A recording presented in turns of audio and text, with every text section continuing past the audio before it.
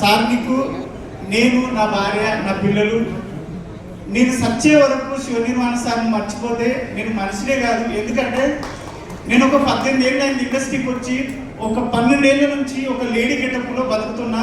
కొమరక్క అనే గెటప్లో, కొమరక్క అనేది లెజెండ్, ఆమె స్కోప్, ఆమె నేను కాదు సార్, ఒక గెటప్ మాత్రమే. నన్ను చాలా మంది చాలా విధాలుగా కొన్ని అవమానపరిచి వీడికి లేడీ గెటప్ చేస్తాడు, వీడు లేడీ గెటప్ చేస్తాడు. నా ఫ్రెండ్స్, నా డైరెక్టర్లు, నా రూమ్లో ఉన్న వాళ్ళు 15 మంది డైరెక్టర్లు అయ్యారు సార్.